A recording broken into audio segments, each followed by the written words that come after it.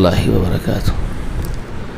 الحمد لله رب العالمين والصلاة والسلام على سيدنا نبينا محمد وعلى آل محمد وبارك وسلم. أما بعد،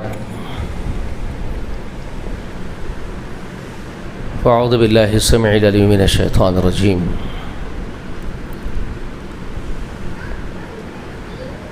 قد كانت لكم أسوة حسنة في إبراهيم والذين معه. وقال الله تبارك وتعالى: ومن أحسن دينا ممن أسلم وجهه لله وهو محسن واتبع ملة إبراهيم حنيفا واتخذ الله إبراهيم خليلا. وقال: الله حي لا يموت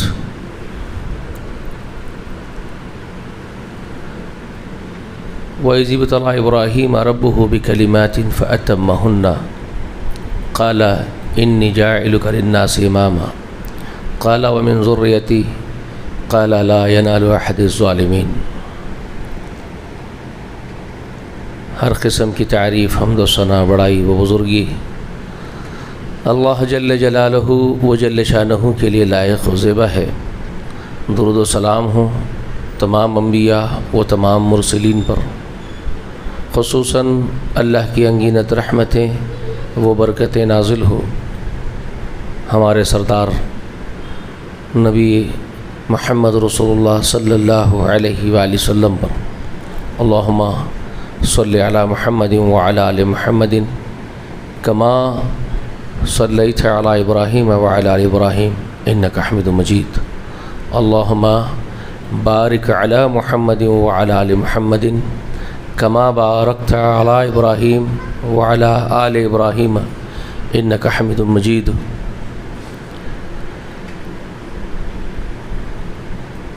آج میں آپ کے سامنے ایک عظیم الشان ہستی کا ذکر کرنے جا رہا ہوں،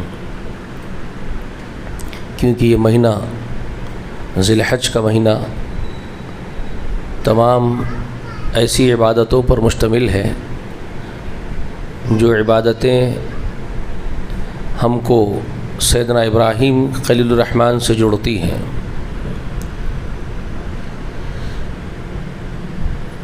بہت خاص مہینہ ہے ذی الحج کا، حرمت والے مہینوں میں کا یہ ایک مہینہ. 4 جو حرمت کے مہینے اللہ تعالیٰ نے قرار دیے اس میں سے یہ عظیم الشان مہینہ ہے. اس کے شروع کے 10 دن بڑے اہمیت کے حامل ہیں. ان میں کیے جانے والے اعمال اللہ کے محبوب ترین اعمال ہیں. رسول اللہ اور صحابہ اکرام یہ عشرے کے اعمال کو بہت ترجیح دیتے تھے. ہمارا بھی کام ہے کہ ہم ان 10 دنوں میں خوب نیک سے نیک تر اعمال جو ہم سے بن پڑے استطاعت بھر وہ ضرور کریں. جو نیکی جو ہو سکے ہم سے وہ ہم کریں. اللہ کے یہاں اس کا بڑا اجر ہے. اس عشرے میں ایک روزہ آتا ہے، عرفات کا روزہ. وہ روزہ بھی بڑا اہمیت کا حامل ہے. اللہ کے رسول فرماتے ہیں کہ پچھلے سال اور اگلے سال کے گناہ معاف کیے جاتے ہیں اس ایک روزے کے بدلے میں. وہ عظیم الشان روزہ عرفات کے دن کا روزہ ہے، اور وہ 90 دن آتا ہے اس مہینے کی، عید کے ایک دن پہلے. وہی ہے سنت. اگرچہ کہ لوگ حماقت کر رہے ہیں، اس میں فتنہ ڈال رہے ہیں، لیکن وہ مناسب نہیں ہے. وہ فتنہ انگیز اپنا کام کر رہے ہیں، وہ کریں گے. امت کا اجماع ہے 90 دن عرفات کا روزہ ہوتا ہے. حاجی عرفات کے میدان میں جمع ہو رہے ہوں تو ہمارا ان سے روزے کا کوئی تعلق نہیں ہے. یہ نہیں سوچنا کہ وہ وہاں جمع ہے، ہم آج روزہ رکھیں گے 8 تاریخ کے دن. 8 کا روزہ نہیں ہے، 90 دن کا روزہ ہے عرفات کا. کیونکہ چاند کے اعتبار سے حاجی جمع ہوتے ہیں 90 دن چاند کے اعتبار سے، اور اعتبار چاند کا ہے. ہر روزے کے لیے جو فارمولہ رسول اللہ نے دیا، جو اصول رسول اللہ نے بتایا، وہ چاند کا اعتبار ہے. ہر مہینے کے لیے چاند کا اعتبار ہے. تو 90 دن روزہ رکھنا اسی کو پوری امت اتفاق کے ساتھ قبول کی ہوئی ہے اور عمل ہوتے ہوئے آیا صدیوں سے.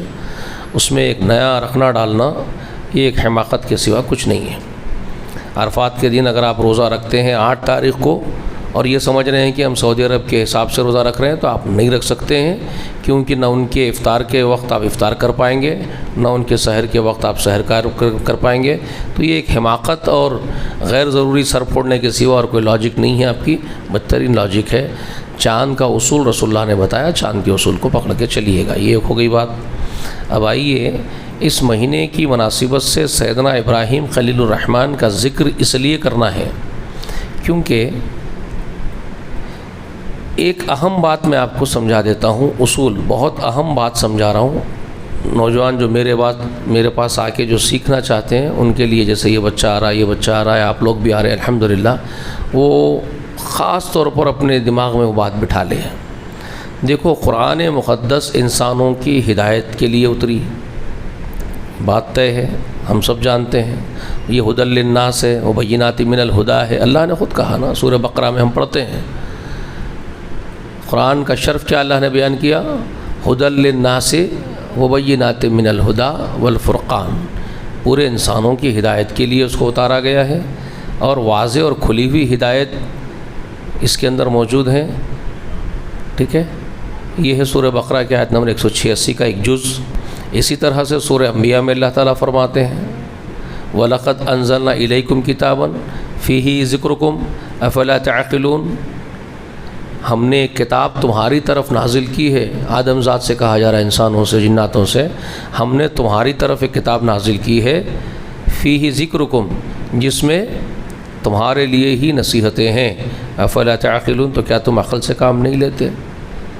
تو بے شمار ایسے مقامات ہیں قرآن مقدس میں جو اس بات کو اللہ تعالیٰ بیان کرتے ہیں کہ قرآن انسانوں اور جناتوں کی ہدایت کے لیے نازل کی گئی ہے۔ ٹھیک ہے، اس میں وہ تمام قوانین اللہ تعالیٰ بیان کر چکے جو اللہ کو بیان کرنا تھا انسانوں کی رہبری کے لیے۔ یہ وہ کتاب ہے۔ اب اس کتاب کو اللہ تعالیٰ نے بڑی حکمت کے ساتھ نازل کیا ہے۔ اس میں 114 صورتیں ہیں، ہے نا؟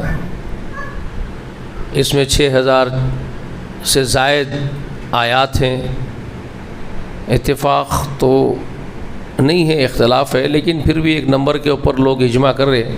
6666 آیات ہیں اس کے اندر۔ ٹھیک ہے، واللہ اعلم، بعض لوگ کہتے ہیں کہ 6200 سے کچھ اوپر ہے، کچھ اللہ بہتر جانتا ہے۔ ٹھیک ہے، وہ آیات جو اب ہے قرآن میں اس کو کیلکولیٹ کر کے لوگ بتا رہے ہیں 6666 آیات قرآن مقدس میں اللہ نے نازل کی ہے۔ اب یہ قرآن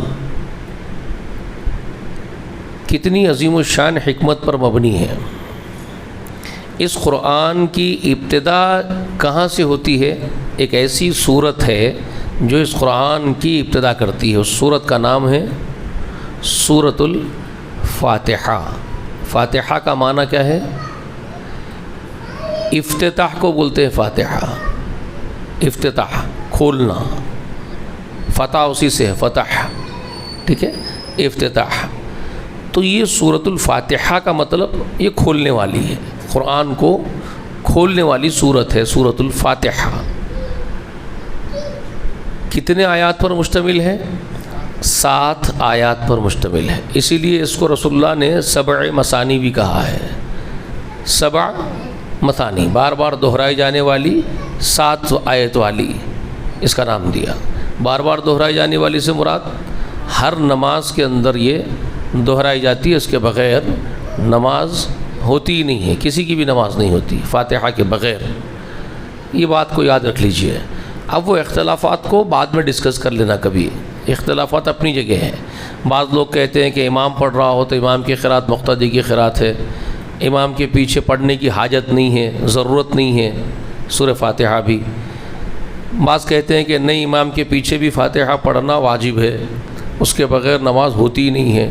تو یہ مسائل جو ہیں مسلکوں کے، یہ علیحدہ ہے، یہ آپ تحقیق کر لینا۔ میرا موقف محدثین کے ساتھ ہے جو حقیقی ہے، اللہ کے رسول کا واضح بیان ہے، ایک نہیں کئی مرتبہ واضح بیان ہے کہ امام کی قرات مقتدی کی قرات ہے، یہ بھی رسول اللہ کا بیان ہے، بالکل ہے۔ امام کی قرات مقتدی کی قرات ہے، رسول اللہ نے نہیں بیان کیا، لیکن رسول اللہ نے سورہ فاتحہ کو امام کی قرات مقتدی کی قرات کو ایک کرتے ہوئے فاتحہ کو مستثنیٰ کیا۔ اس کے بے شمار احادیث ہیں، سمجھ رہے ہیں میری بات کو؟ امام کی قرات مقتدی کی قرات ہے، یہ اصول رسول اللہ نے جو بیان کیا، اس میں فاتحہ کو مستثنیٰ کر دیا رسول اللہ نے، اس کے احادیث موجود ہیں۔ لیکن وہ لوگ اس حدیث سے کہ امام کی قرات مقتدی کی قرات ہے، یہ حدیث تو لے لیتے ہیں، باقی وہ احادیث جو رسول اللہ کی تعلیمات میں ہیں، درس میں ہیں، اصول میں ہیں، بنائے ہوئے رسول اللہ صلی اللہ علیہ وسلم کے اصولوں میں ہیں کہ فاتحہ کو مستثنیٰ کیا، وہ اس کو قبول نہیں کرتے ہیں اپنے مسلک کی ضد میں، تو وہ ایک حماقت ہے میرے نزدیک، اور حماقت کے سوا کچھ نہیں ہے۔ ہم کو احادیث جمع کر کے اصولوں کو لینا ہے اور سیکھنا ہے اور کرنا، عمل کرنا ہے، کسی ایک حدیث کو پکڑ کر کے اپنا مسلک نہیں بنانا ہے، سمجھ رہے میری بات؟ کسی ایک حدیث کو پکڑ کے اپنا مسلک، تو ایسے تو پھر یہ ہوگا کہ ایک حدیث کو پکڑ کے آپ اپنا مسلک بنائیں گے، دوسری حدیث کو پکڑ کے آپ اپنا مسلک بنا لیں گے، تیسری حدیث کو پکڑ کے میں اپنا مسلک بنا لوں گا۔ اس طرح رسول اللہ صلی اللہ علیہ وسلم کے احادیث کے ذریعے ہی ہم لوگ رسول اللہ صلی اللہ علیہ وسلم کے دین کے فرق چھوڑا دیں گے۔ بات سمجھ میں آئی میری بات؟ بہت آسان کر رہا ہوں آپ کے لیے۔ ہم رسول اللہ کے ہی احادیث پکڑیں گے اور اپنا اپنا مسلک ایک ایک حدیث کو پکڑ کے بنا لیں گے، اس طرح رسول اللہ صلی اللہ علیہ وسلم کے حدیثوں کو ہی آپ ذریعہ بنا لیں گے اپنے مسلک کو، اپنے اپنے مسلکوں کو فرقوں میں تقسیم کر لینے کا، اپنے مذہب کو، اپنے دین کو، اپنے اسلام کو مذہبوں میں تقسیم کرنے کا ذریعہ آپ احادیث کو بنا کر کے خود گمراہ ہوں گے اور لوگوں کو گمراہ کر دیں گے۔ جبکہ اصول یہ ہے کہ رسول اللہ کی تمام احادیث سامنے رکھ کر کے سیکھا جائے گا، اس سے مسائل اخذ کیے جائیں گے، ٹھیک ہے؟ تو ایسے بہت ساری مثالیں ہو سکتی ہے، کبھی اگر وہ ہم سے بات کرتے ہیں تو ہم احسن الجدال کر سکتے ہیں، انشاءاللہ ہم احسن الجدال کر سکتے ہیں۔ گزشتہ میں نے آپ کو دعوت کا درس دیا، جدال بھی کرنا ہے تو کس طرح کرنا ہے؟ بہت عمدہ ہو، احسن ہو، تو ہم احسن الجدال کر سکتے ہیں ان لوگوں سے جو اپنی عقل کے گھوڑے دوڑا رہے ہیں۔ ہم ان کے لیے دعا بھی کرتے ہیں کہ اللہ ان کی سمجھ کو مثبت پہل طرف آپ موڑ دیجئے، پازیٹیوٹی اللہ ان کو عطا کر دیجئے، ان کو بھی اچھی سمجھ عطا کیجئے جو مثبت سمجھ ہو، منفی سمجھ سے اللہ ان کو نکال دیجئے، ہم ان کے حق میں دعا کرتے ہیں۔ تو اب یہ تو بات ہو گئی فاتحہ کے ضمن میں سرسری کہ اس کے پڑھے بغیر نماز نہیں ہوتی، وہ دہرائی جانے والی سبع المثانی ہے۔ اس میں ایک خاص بات ہے، کیونکہ وہ صورت خاص ہے، ہر نماز کے لیے خاص ہے، اس کے بغیر نماز نہیں ہوتی ہے، وہ بار بار دہرائی جاتی ہے۔ وہی ام القرآن بھی رسول اللہ نے اس کو کہا۔ کیا کہا رسول اللہ نے اس کو؟ اس کے کئی ناموں میں سے سبع المثانی، جیسے کہ اس کا نام ہے شفا، اس کا نام ہے شفا، بھی اللہ کے رسول نے اس کا نام رکھا، رسول اللہ کے رکھے ہوئے نام میں فاتحہ کے۔ شفا کا مطلب کیا تھا؟ کہ کسی کے اوپر بھی وہ صورت دم کر دی جائے، اس کے ذریعے سے، سورہ فاتحہ کے ذریعے سے رقیہ کیا جا سکتا ہے، جھاڑ پھونک کی جا سکتی ہے، جائز عمل ہے۔ اسلام میں رقیہ کرنا شرعی اعتبار سے مطلقاً حرام نہیں ہے۔ حرام رقیہ وہ ہے جو قرآن کے ماسوا گھڑے ہوئے منتروں کے ذریعے سے کیا جائے، جھاڑ پھونک، وہ حرام ہے۔ خود آدمی طے کر لے جھاڑ پھونک کرنے کے لیے، کچھ مخصوص کر لے کن چیزوں کو، تو وہ مطلقاً جو قرآن کے ماسوا ہے وہ حرام ہے۔ لیکن قرآن مقدس کی آیات کو دم کرنا اور چند وہ احادیث میں جو رسول اللہ علیہ وسلم کی اپنی سکھائی ہوئی دعائیں ہیں امت کو، رسول اللہ نے جن دعاؤں کے ذریعے سے اپنی امت پر دم کیا ہے، وہ دعائیں دم کرنا حلال ہے، حرام نہیں ہے، ٹھیک ہے؟ یہ بھی ایک بنیادی بات یاد رکھ لیجئے۔ تو رقیہ قرآن کے ذریعے سے کیا جاتا ہے اور کیا جانا چاہیے، وہ حلال ہے، جائز عمل ہے، اس کے ماسوا کیا جانا جائز نہیں ہے، یہ بات یاد رکھ لیجئے۔ اور بات ضمن میں آ گئی تو یہ بھی سن لیجئے کہ رقیہ کو اپنی روزی روٹی کا سامان بنا لینا بھی درست نہیں ہے۔ رقیہ کو ہی اپنی روزگار کا سامان بنا لینا، اس کے ذریعے دکان کھول کے بیٹھ جانا رقیہ کی، یہ بھی درست عمل نہیں ہے۔ اصل بنیادی مقصد ہے اللہ کے دین کی دعوت کا کام کرنا، دین کے غلبے کے لیے کام کرنا، دین کو پھیلانا، رب ذوالجلال کی توحید کی طرف دعوت دینا، سنت کی طرف لوگوں کو بلانا اور دین کو نافذ کرنا، یہ اصل بنیادی کام ہے، یہ امت کے ذمہ داریوں کا کام ہے۔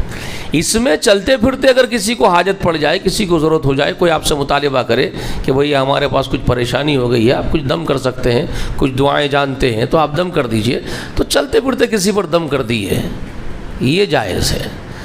اور اگر وہ بیچارے کو شفا ہو گئی کسی کو اور وہ خوشی خوشی لا کر کے کچھ تحفہ دے دے آپ کو، آپ کے دم کرنے سے مجھے شفا ہو گئی ہے، میرے کسی آدمی کو شفا ہو گئی ہے اور یہ میں تحفہ ایک محبت میں آپ کو دے رہا ہوں، تو ایسے تحفوں کو قبول کرنا بھی جائز ہے، کیونکہ رسول صلی اللہ علیہ وسلم نے فرمایا تحفے قبول کرو، یہ حکم ہے رسول اللہ کا، آپس کے تحفوں کو قبول کرو، تو تحفے قبول کر سکتے ہیں۔ تحفے کی شکل میں اگر وہ آپ کو کچھ دے رہا ہے تو وہ لینا بھی جائز ہے، لیکن اب دکان لگا کے بیٹھ جانا، اس کی فیس پکی کر لینا اپنی، پھر کیسٹاں بیچنا، پھر وہ زعفران کا پانی بیچنا، اب یہ ساری چیزیں وہی جانتے ہیں جو یہ جن کو حرام خوری کی لت پڑ گئی ہے، ان کو کچھ نہیں سمجھا سکتے، وہی جانے جو کر رہے ہیں، تو یہ بھی درست نہیں ہے۔ تو کتنی باتیں آپ کے سامنے آ گئی سورہ فاتحہ کے ذریعے سے۔ اب ایک اہم بات کی طرف آئی ہے، ایک تو شفا نام ہو گیا اس کا، جس سے شفا کیا ہوتی ہے وہ سمجھا دیا آپ کو میں، ایک اس کا اہم نام یہ بھی ہے ام القرآن، ام الکتاب۔ رسول اللہ نے کہا یہ ام القرآن ہے، ھذا ام القرآن، رسول اللہ کے الفاظ ہے، یہ حدیث شریف کے اندر متفق علیہ حدیث، صحیح حدیث میں ہے۔ اب کیا مطلب ہے اس کا ام القرآن کا؟ بھائی اصل یہی ہے، اس کو کہا اصل یہی ہے، ام القرآن ہے، 7 مثانی ہے۔ ایک مشہور حدیث ہے، حدیث قدسی ہے، امام مسلم رحمہ اللہ اس کو نقل کرے، سیدنا ابو ہریرہ اس کے راوی ہے، وہ کہتے ہیں ابو ہریرہ کہ رسول اللہ نے فرمایا، اور وہ مسلم میں ہے، رسول اللہ نے فرمایا قسمت الصلاۃ بینی و بین عبدی کے لفظ کے ساتھ وہ حدیث آتی ہے، میں نے تقسیم کر دیا ہے نماز کو میرے اور میرے بندے کے درمیان آدھا آدھا۔ تو یہاں پر صلاۃ سے مراد تمام محدثین شارحین حدیث نقل کرتے ہیں قسمت الصلاۃ، جو رسول اللہ فرما رہے ہیں اس سے مراد فاتحہ ہے، اور اس حدیث میں خود رسول اللہ صلی اللہ علیہ وسلم نے اس کو واضح بھی کیا ہے کہ اس سے مراد فاتحہ ہی ہے، سورۃ الفاتحہ ہی ہے۔ قسمت الصلاۃ بینی و بین عبدی، میں نے اس صلاۃ کو میرے اور میرے بندے کے درمیان آدھا آدھا بانٹ دیا۔ یہ کہنے کے بعد رسول اللہ کیا کہتے ہیں کہ جب بندہ کہتا ہے الحمدللہ رب العالمین، تو اللہ بندوں کی تعریف کرتے ہیں فرشتوں میں، اور کہتے ہیں کہ میرے اس بندے نے میری تعریف اور میری ثنا کی ہے، میری حمد کی، میری شکر گزاری کی ہے۔ اسی لیے الحمد کلمے کو ابن عباس رضی اللہ تعالی عنہما فرماتے ہیں کہ یہ کلمہ شکر ہے۔ کون سا کلمہ؟ الحمدللہ رب العالمین۔ الحمدللہ کو کیا کہتے ہیں ابن عباس؟ یہ کلمہ شکر ہے جو بندے کی طرف سے ادا ہوتا ہے۔ تمام تعریفیں اللہ کے لیے ہے جو وہ کہہ رہا ہے، تو اس کا مطلب اس کا دل، اس کی روح کہہ رہی ہے کہ سب شکر گزاریاں میرے اللہ ہی کے لیے ہے، تعریفوں کا لائق وہی ہے، اسی کے شکر پہ میں جیا جا رہا ہوں، میرا ہر کام ہو رہا ہے اسی کا شکر ہے۔ تو الحمدللہ کلمہ شکر ہے۔ تو اللہ خوش ہو جاتا ہے اور فرشتوں سے کہتا ہے میرا یہ بندہ دیکھو میرا شکر ادا کر رہا ہے، نماز میں کھڑے ہوا۔ کہاں بول رہا ہے یہ؟ نماز میں، اور فاتحہ کے ہی الفاظ ہیں جو رسول اللہ دہرا رہے ہیں۔ اس کے بعد فرماتے جب وہ کہتا ہے الرحمن الرحیم، تو اللہ تبارک و تعالیٰ فرشتوں میں کہتے ہیں ناز کر کے کہ دیکھو اس نے میری بزرگی کو مجدنی کہتے ہیں، مجدنی عبدی، میرے بندے نے میری مجد کو، میری بزرگی کو، میرے کمال کی بزرگی کا اعتراف کیا ہے، اس نے یہ قبول کر رہا ہے میری بزرگی کو اور میری مجد کو مان رہا ہے، تو خوش ہو جاتے ہیں اللہ تعالیٰ، فرشتوں سے کہ دیکھو میرے غلام کو، یہ میری مجد کر رہا ہے، میری بڑائی، میری ثنا کر رہا ہے۔ اس کے بعد وہ مالک یوم الدین کہتا ہے تو اللہ تعالیٰ فرماتے کہ اس نے میری وہ کمال کی تعریف کی ہے، یہ کہتا ہے کہ میں ہی مالک ہوں، اس نے اعتراف کر لیا میری قدرت کو، میری ملکیت کو، خوش ہو کے اعلان کرتے ہیں۔ اس کے بعد بندہ جب کہتا ایاک نعبد و ایاک نستعین، تو رسول اللہ فرما رہے ہیں کہ اللہ تعالیٰ اس وقت کہتے ہیں فرشتوں میں کہ یہ جو جملہ اس نے ادا کیا ہے میرے غلام نے، ایاک نعبد و ایاک نستعین، تو اللہ تعالیٰ فرماتے ہیں کہ یہ اس کے اور میرے درمیان ایک مشترکہ معاہدہ ہے۔ کیا بولتے ہیں؟ یہ میرے اور میرے اس غلام کے درمیان ایک مشترکہ معاہدہ ہے، ایک کمٹمنٹ ہے میرا اور اس کا۔ یہ بات کہہ رہا ہے کہ میں صرف تیری ہی عبادت کرتا ہوں، اور ہم سب، وہ خود کو بھی پیش کر رہا ہے اور اپنے اہل ویال کو بھی لے کے آ گیا، عزیز و اقارب کو بھی لے کے آ گیا، بلکہ وہ اپنی پوری جنسی کو، اپنے پورے انسانوں کو ساتھ ملا لیا، جناتوں کو ساتھ ملا لیا۔ اس کا کمال دیکھو میرے غلام کا، اور کہہ رہا ہے کہ ہم صرف تیرے ہی غلام ہیں، تیری ہی عبادت کرتے ہیں، اور تجھ ہی سے مانگتے ہم کو جو بھی چاہیے، جو مدد بھی ہم کو مانگنی وہ تجھ سے ہی مانگتے ہیں پروردگار۔ تو اللہ اتنے خوش ہو جاتے ہیں اور کہتے ہیں فرشتوں سے یہ میرے اور میرے بندے کا ایک کمٹمنٹ ہے، ایک مشترکہ کمٹمنٹ ہے اس کار میں، یہ جو مانگے گا میں اس کو دینے والا ہوں، جو مانگتا ہے میں اس کو دوں گا۔ اس کے بعد بندہ کیا مانگتا ہے؟ اس کے بعد بندہ کیا مانگتا ہے؟ اس کمال کی، اللہ کی حمد کے بعد، تعریفوں کے بعد، ایک اقرار کے بعد، اس معاہدے کے بعد کہ ہم تیرے ہی غلام ہیں، تجھ ہی سے مانگنے والے ہیں، اس مشترکے کے بعد کیا مانگتا ہے وہ؟ جی بہت اہم بات ہے، اہدنا الصراط المستقیم، ایاک نعبد و ایاک نستعین کے بعد یہ مانگتا ہے، وہ مانگ رہا ہے اہدنا الصراط المستقیم، اللہ صراط مستقیم کی ہدایت عطا فرما دے۔ اور یہ جو ہدایت یہ مانگ رہا ہے نا، ایک مرتبہ بہت سارے لوگ بیٹھے ہوئے تھے میرے استاد کے گھر میں، تم لوگ جیسا اب آ کے بیٹھے، وہ بہت پہلے کی بات، ایسے ہی دبلا پتلا ہوا کرتا تھا، میں بہت سیکھنے جاتا تھا سید معین الدین صاحب کے پاس دین کے لیے، اس کی محبت میں۔ تو علماء بیٹھے تھے، بڑے بڑے اچھی عمر کے، بڑے مجھ سے بڑے عمر کے بھی تھے، لوگ بیٹھے تھے۔ تو میرے استاد پوچھے دنیا کی سب سے بڑی نعمت کیا ہے؟ اس کے بعد کوئی نعمت نہیں۔ تو سوچ رہے تھے لوگ، اس ناچیز کی اور احقر کی زبان سے اللہ نکلوا دیا فوراً، مول صاحب ہدایت بولا۔ مجھے یاد ہے ابھی بھی، وہ میں زندگی پر نہیں بھول سکتا، میرے استاد میرے کو لپٹ لیے، اللہ تیرا سینہ کھول دیے بول کے لپٹ لیے، اللہ تیرا سینہ ایمان کے لیے، علم کے لیے کھول دیے بول کے لپٹ لیے تھے، اور بولے یقیناً بیٹا اس سے بڑی کوئی نعمت نہیں، کوئی نعمت اس سے بڑی نہیں، پوری کائنات، ہدایت اس در سے کسی کو مل گئی بس وہ سب سے بڑی نعمت، اس سے بڑی کوئی نعمت ہی نہیں۔ اور بندہ اتنی قیمتی چیز مانگتا ہے بھائی، بندے کی مانگ بھی کوئی معمولی مانگ نہیں ہے، اس میں ہر ایک نماز میں، ہر نماز پڑھتے ہوئے، چاہے فرض پڑھ رہا ہو، نفل پڑھ رہا ہو، سنت پڑھ رہا ہو، حاجت کی نماز پڑھ رہا ہو، کوئی نماز پڑھ رہا ہو، جب وہ اپنے رب کے سامنے آ کے کھڑا ہوا مصلی پہ، اور یہ اس کی معراج ہے، یہ اس نمازی کی معراج ہے۔ نماز کوئی معمولی چیز نہیں ہے، نماز کو کوئی چھوٹا موٹا عمل مت سمجھے آپ، بہت بڑا عمل ہے نماز۔ نماز کیا ہے اصل میں؟ رسول اللہ فرماتے ہیں مومن کی معراج ہے، گفتگو کرتا ہے اللہ سے مومن، حضور کھڑے ہو کے اللہ کے۔ تکبیر تحریمہ کس کو کہتے ہیں؟ تحریم کا مطلب کیا ہے؟ تکبیر تحریم کس کو بولتے ہیں؟ تحریم کیوں بولا گیا اس کو؟ حرمت سے ہے نا، حرام کر دیتی ہے تکبیر۔ وہ کیا حرام کر دیتی ہے وہ تکبیر آپ کے اوپر؟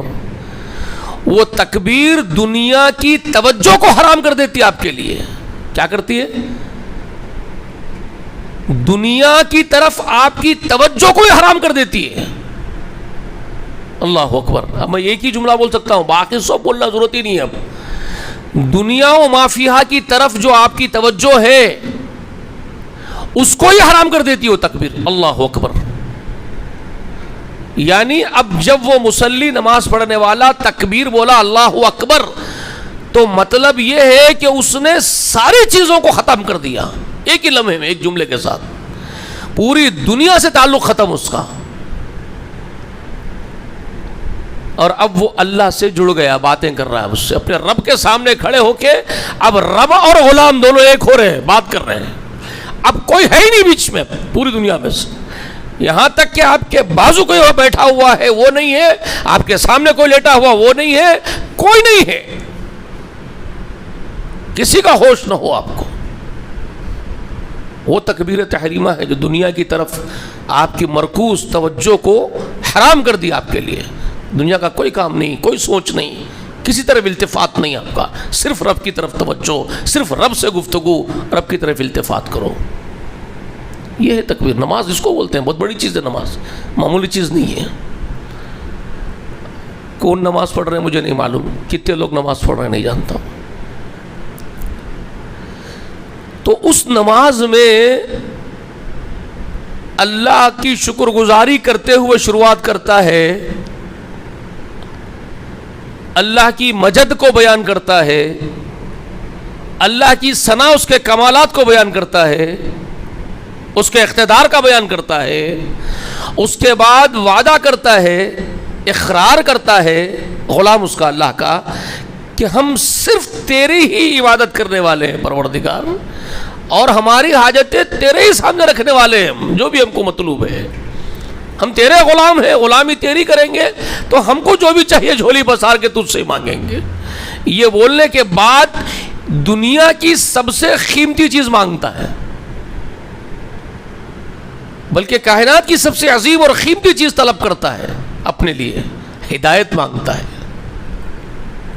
اہدنا الصراط المستقیم مانگتا ہے, صراط مستقیم کی ہدایت اور توفیق عطا کر دیجئے, یہ سب سے بڑی نعمت ہے, یہ مانگتا ہے.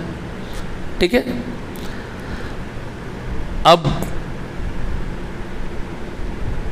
اب ذرا غور کرو, اس کے بعد پھر کیا کہتا ہے؟ صراط مستقیم از خود سب سے بڑی نعمت ہے جو وہ مانگ لیا. جس کو صراط مستقیم پر ڈال دیا گیا, اس کے وجود میں آنے کا مقصد پورا ہو گیا. سمجھ رہے ہیں آپ؟ کسی بھی انسان کو ہو, جنات کو ہو, سمجھ رہے ہیں, ہدایت کے راستے پر صراط مستقیم پر اللہ اگر ڈال دے تو اس کو, اس جنات اور اس انسان کو جو وجود دیا گیا ہے جس مقصد کے لیے, وہ اپنے اس مقصد کو پورا کر لیا, ہو گیا اس کا کام پورا, اس کا کام ہو گیا پورا اس کا. کوئی بھی جنات, کوئی بھی انسان وہ وجود میں کیوں آیا بولو آپ؟ کوئی جنات کوئی انسان وجود میں آیا تو کس لیے آیا, کیا کام کرنے کے لیے وجود دیا اللہ نے اس کو وجود کیوں بخشا گیا؟ بول سکتے ہیں نا آپ؟ ہاں بالکل, صرف اور صرف اللہ کی غلامی اور عبادت کے لیے ہی وجود میں لائے گئے جنات اور انسان. سورہ زاریات 56 آیت کریمہ جو بار بار سنتے ہیں آپ, پڑھتے ہیں, وما خلقت الجن والانس الا لیعبدونی, میں نے نہیں پیدا کیا جناتوں کو اور انسانوں کو مگر صرف میری عبادت کے لیے میں نے پیدا کیا. بول دیا اللہ میاں, ختم ہو گئی بات, کلیئر کر دیا نا اللہ تعالیٰ, ڈھکی چھپی بات نہیں ہے. تو اللہ کسی بھی جنات اور انسان کو وجود دیے تو اس کے وجود دینے کا مقصد کیا ہے؟ وہ صرف اللہ کی غلامی کرے.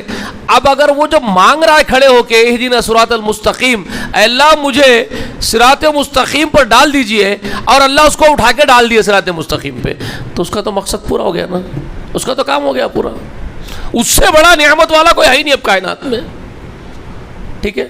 اب وہ کیا مانگتا ہے صراط مستقیم پر چلنے والا؟ صراط مستقیم وہ راستے پر ڈالیے, وہ کہتا مزید تفصیل کے ساتھ, اللہ اس کو سکھائے, یہ اللہ کے جملے ہیں قرآن کے. اب اس کو کیا سکھائے؟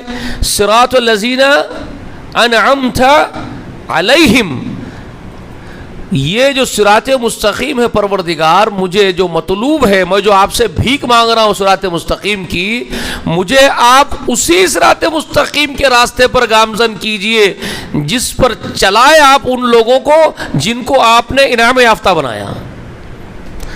آپ نے جن کو انعام یافتہ بنایا اپنی ہدایت، اپنی توفیق سے اپنے یہاں کی، آپ اپنی رہبری، اپنی عطا سے ان کو آپ ایسے بنا دیے کہ وہ منعم علیہم ہو گئے. سمجھ رہے ہیں؟ وہ انعام پانے والے ہو گئے آپ کے دربار کے. تو انہی منعم علیہم میں سے ہم کو بنائیے، یہ مانگتا ہے وہ.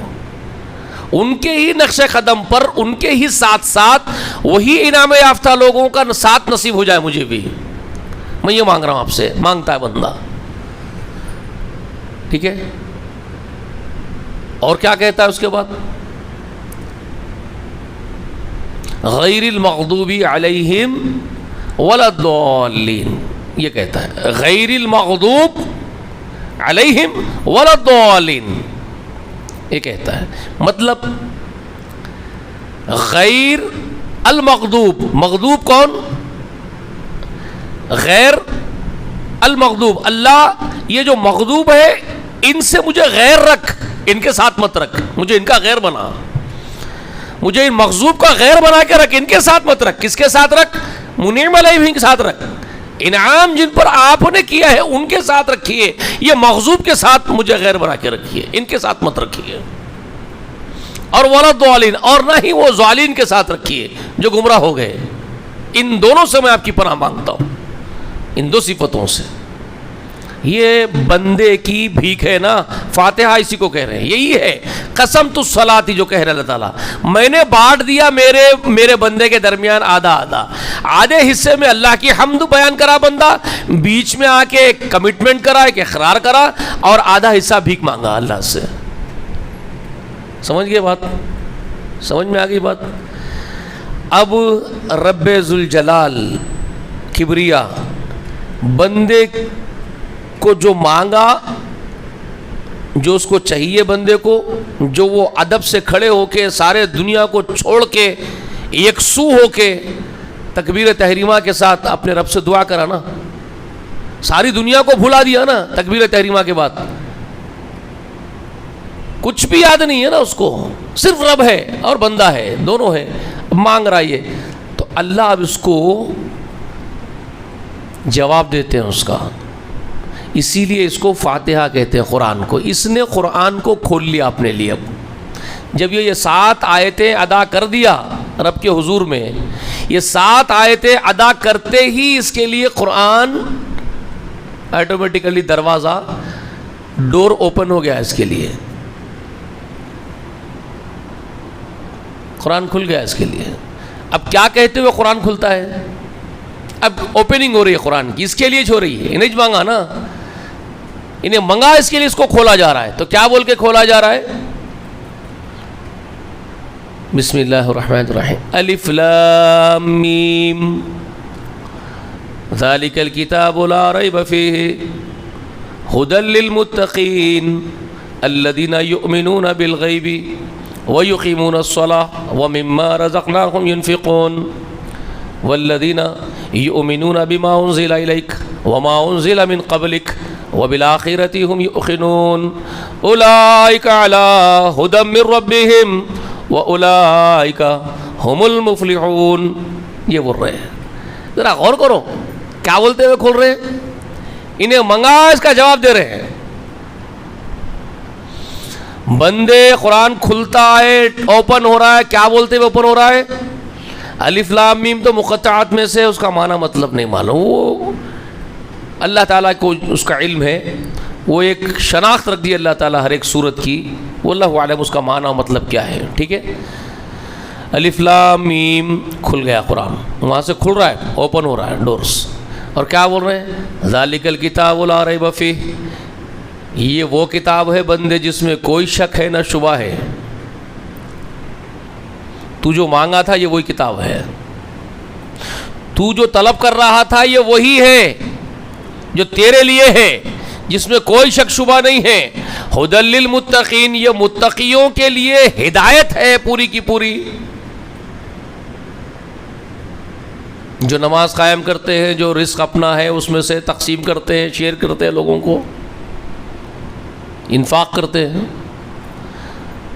اے نبی، جو تم پر اتر رہا ہے اس پر بھی ایمان رکھتے ہیں، جو تم سے پہلے نازل ہو چکا ہے اس کو بھی مانتے ہیں، اور یہ آخرت کے دن کھڑے ہو کے حساب دینے کا خوف رکھتے ہیں. سمجھ میں آئی بات؟ یہی ہے اپنے رب کی طرف سے ہدایت پر، اور یہی فلاح پانے والے ہیں. یہ بولتے ہوئے قرآن کھلتا ہے. بھائی بندے کی مانگ کیا ہے وہ سامنے رکھ لو. صراط مستقیم ایک، دوسرا انعام یافتہ لوگوں کا ساتھ، ان کی رفاقت، تیسرا مغضوب اور ظالمین سے علیحدگی، پناہ.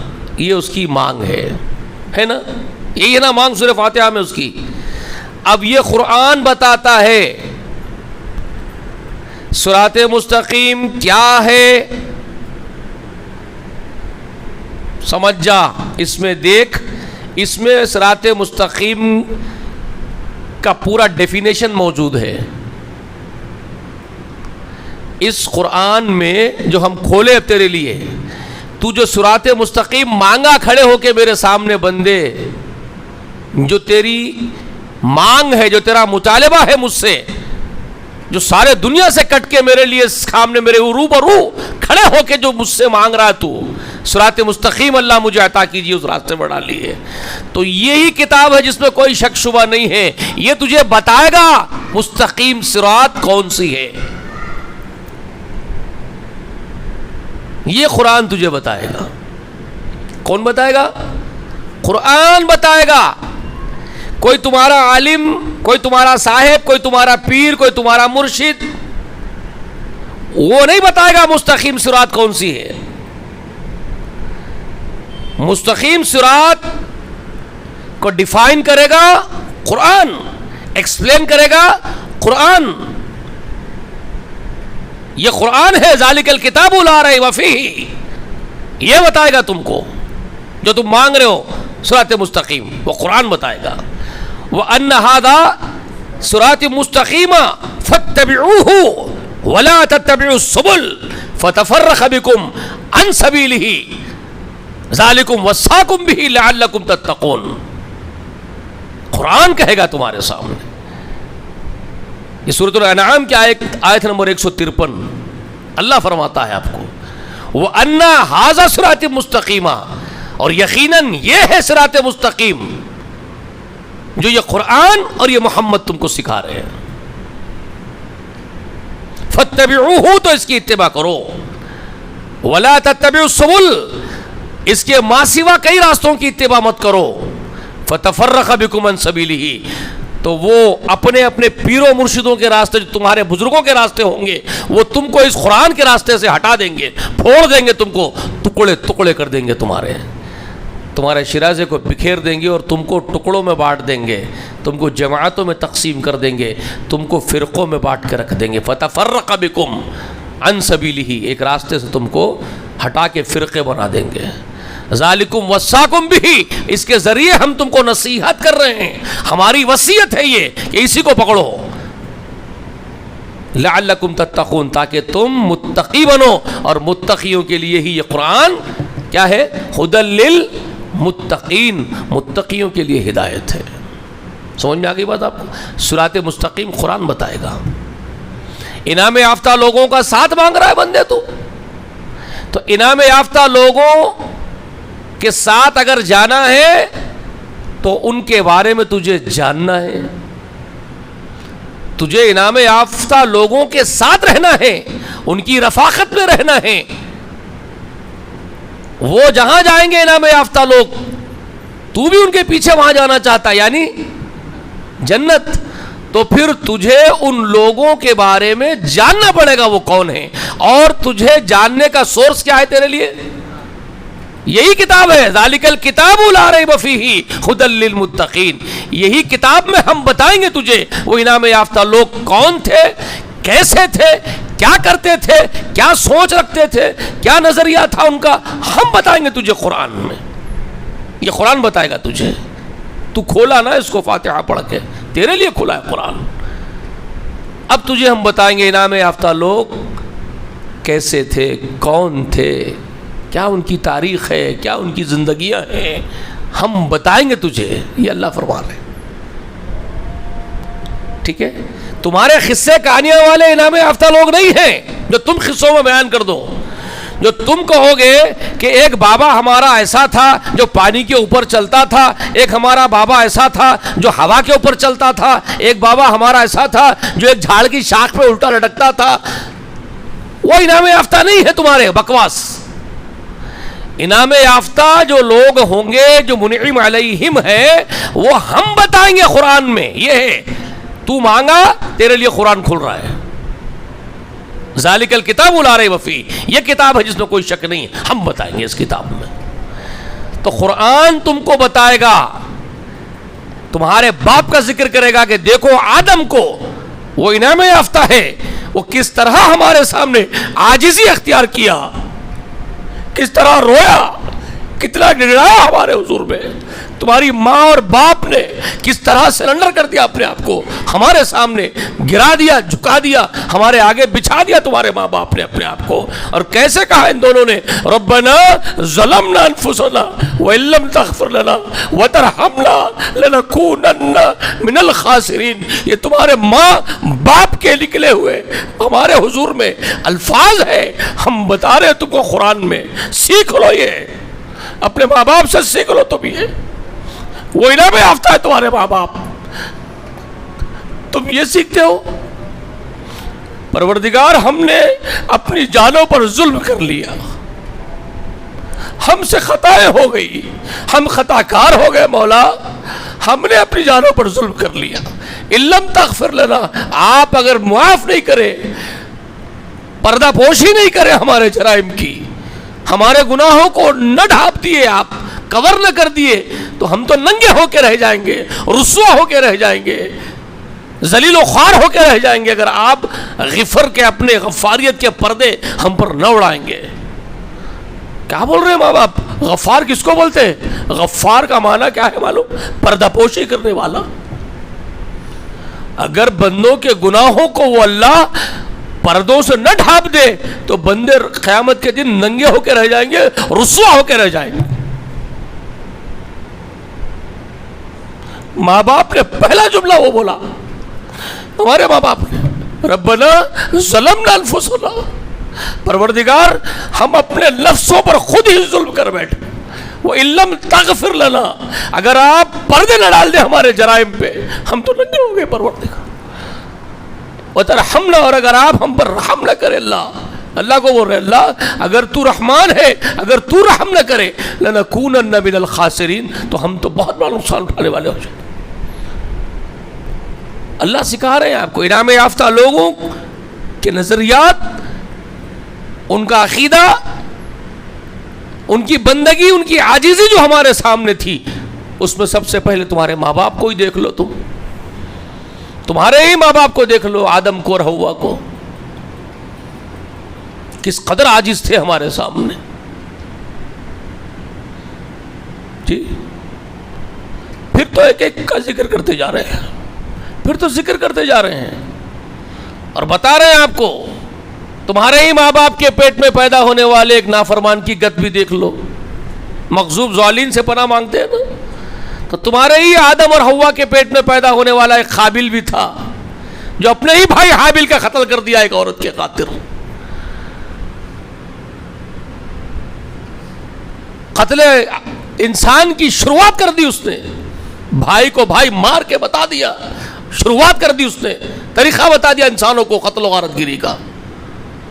رسول اللہ نے فرمایا تھا کہ جتنے قتل قیامت تک ہوں گے نا, ان سب قتلوں کا وبال اسی قابل کے سر پہ جانے والا ہے, کیونکہ اس نے انسانیت کے قتل کی شروعات کر کے انسانوں کو غلط راستے پہ ڈالا. اللہ اکبر, سوچو کیا انجام ہوگا اس کا. تو مغضوب ظالین سے بچنا چاہتے ہو, دیکھو انعام یافتہ لوگوں کو دیکھتے ہو, تمہارے ہی ماں باپ کو دیکھ لو کیسے عاجز تھے ہمارے سامنے. مغضوب ظالم کو دیکھو، انہی کے پیٹ میں پیدا ہوا قابل، کس طرح گمراہ ہو گیا، کس طرح ہمارے غضب کا شکار بن گیا جی۔ پھر ایک ایک کا ذکر کرتے جا رہے ہیں۔ دیکھو ادریس کو دیکھو، شیس علیہ السلام کو دیکھو، ادریس علیہ السلام کو دیکھو، پھر نوح کو دیکھو۔ دیکھو اس نوح کو، میرے غلام کو 950 برس تک میرے اس غلام نے کیا کیا قربانیاں دی ہے، اس کو اتنی لمبی عمر میں نے دی، 10 صدیاں زندہ رہا، 10 صدیاں، 1 صدی 2 صدی نہیں، 10 صدیوں تک۔ اللہ اکبر، سوچو بھائی، 1000 برس کے اوپر کی عمر کسی کو ملے یا 1000 برس کے قریب کی عمر ملے، کتنی بڑی عمر ہے۔ اور 950 سال تو تبلیغ کا کام انجام دیا اس نے، 9 صدیوں تک تبلیغ کی اس نے اللہ کے دین کی۔ کتنا سہا ہوگا نوح نے، آپ تصور نہیں کر سکتے،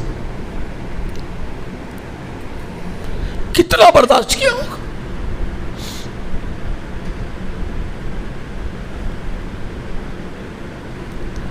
خود بولتے ہیں تو اللہ تعالیٰ ان کے ہی الفاظ کو، ان کے ہی شکوے کو، ان کی زبان سے نکلنے والے شکوے کو اللہ نے یہ امت کو، یار یہ سب سے اخیر میں آنے والی امت کو اللہ نے خبر دے کے بتایا کہ دیکھو وہ انسانیت کی ابتدا جب ہوئی، ابتدائی دور کا نوح، شروعاتی دور کا نوح، جس نے 10 صدیوں تک، لگ بھگ 10 صدیوں تک جس نے میرے دین کے لیے قربانیاں پہ قربانیاں دی، صبر پر صبر کیا اس نے، وہ نوح کے الفاظ تم کو بتائے جاتے ہیں۔ قرآن میں ان کے نام سے ایک سورت نازل کر دی، سورۃ النوح۔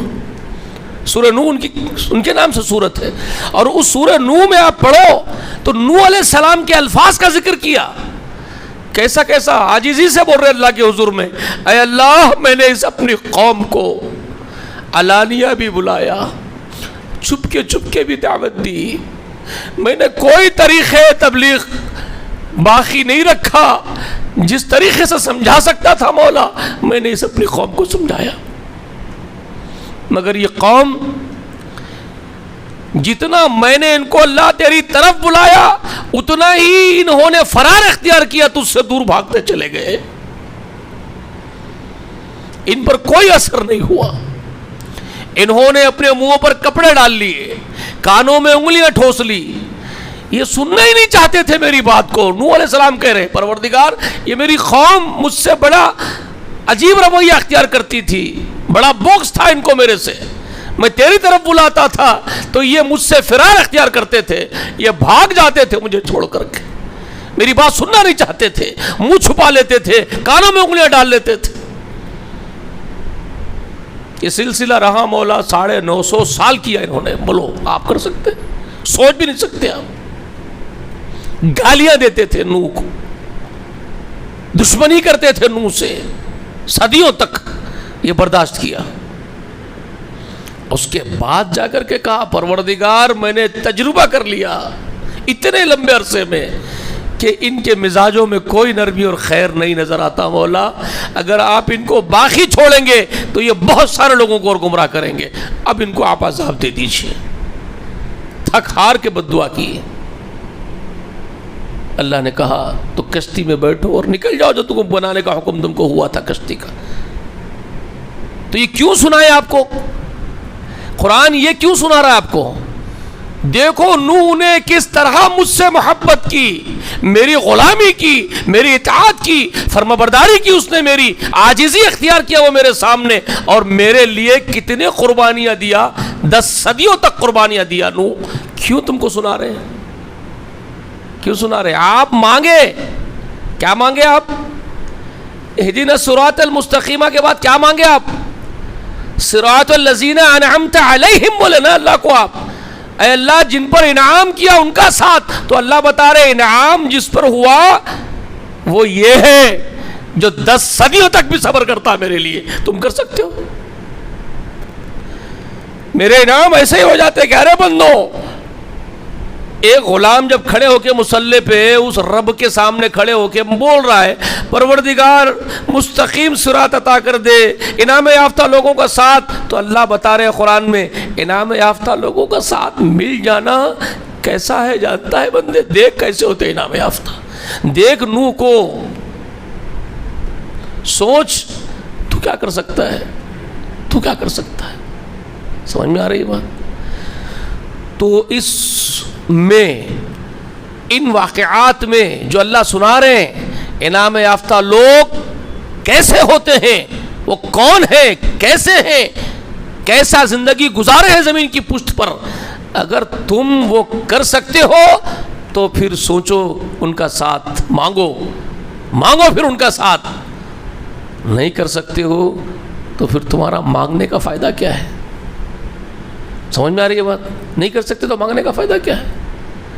تو اسی میں اس ایک عظیم و شان ہستی کا ذکر اللہ کرتے ہیں، انہی انعام یافتہ لوگوں کے ذکر میں، ان کے ذکر خیر میں، ان کے انٹروڈکشنز میں۔ کس کے انٹروڈکشنز میں؟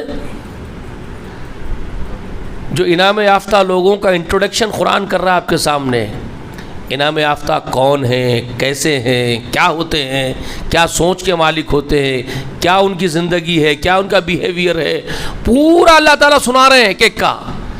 تو اس انٹروڈکشن میں ایک عظیم و شان ہستی کا ذکر اللہ تعالیٰ کرتے ہیں، تو اس کو کیا نام دیتے ہیں معلوم ہے؟ اب میں اس ہستی کا ذکر کرنے جا رہا ہوں جس کے طرف منسوب کرتے ہوئے آپ قربانیاں کر رہے ہیں۔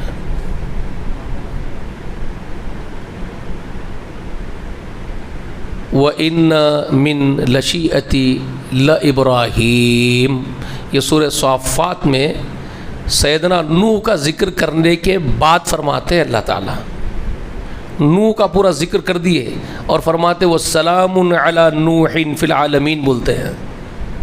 اللہ کی آیت ہے یہ، وَالسَّلَامٌ عَلَى نُوحٍ فِي الْعَالَمِينَ بول رہے ہیں، اور سلام ہے نوح پر پورے جہاں میں، اللہ اکبر، پورے جہاں میں سلام علی نوح فی العالمین بول رہے ہیں۔ اس کے بعد بول رہے وَإِنَّ لَمِن شِيعَتِهِ لَإِبْرَاهِيمَ، اور پھر اسی کے نقش قدم پر اس کے پیچھے ابراہیم آیا نوح کے بعد۔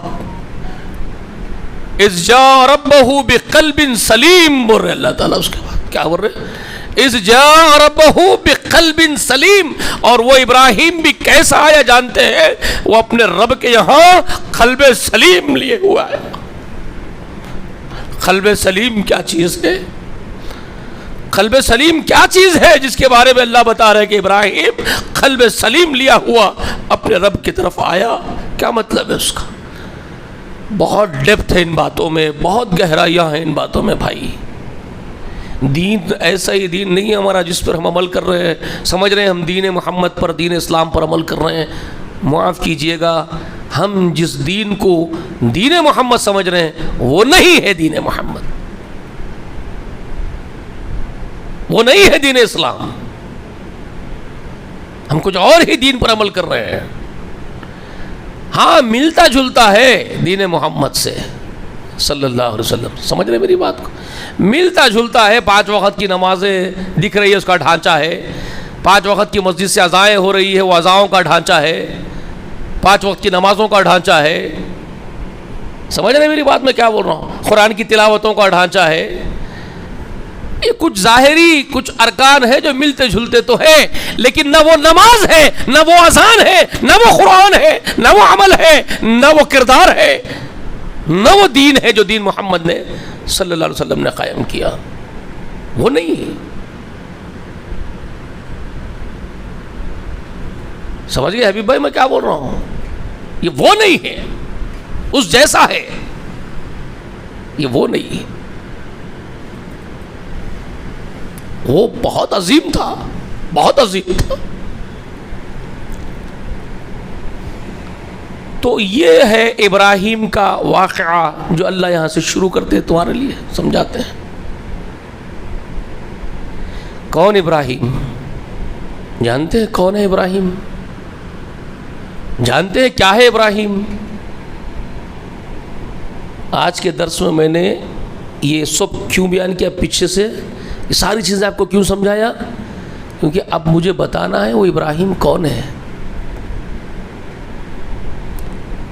جو 1000 صدیوں تک خدمت کرنے والے نوح کے بعد جانشینی سنبھالی نوح کی،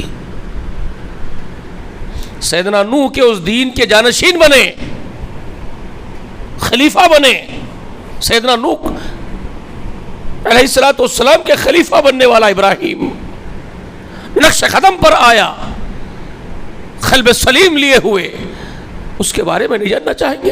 کون تھے وہ؟ کیا مقام رکھتے تھے؟ کیا رتبہ اللہ نے ان کو عطا کر دیا؟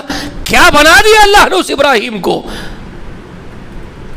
آدم کی تمام اولاد رشک کرے گی ابراہیم پر، تمام اولاد، بلکہ جنات بھی رشک کریں گے، فرشتے بھی رشک کریں گے، اللہ اللہ کیا ہے ابراہیم، کیا بنا دیا رب نے اس ابراہیم کو، اور کیسے بنا یہ ابراہیم؟ ابراہیم کیسے اتنا بڑا ہو گیا، کیسے اتنے بڑے مقام کو پہنچ گئے، کیا عطا کر دیا اللہ نے ان کو؟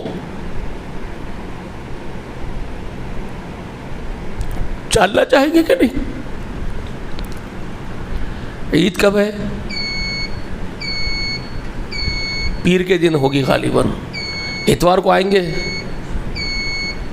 کیا جی حضرت؟ اتوار کو رکھیں گے انشاءاللہ۔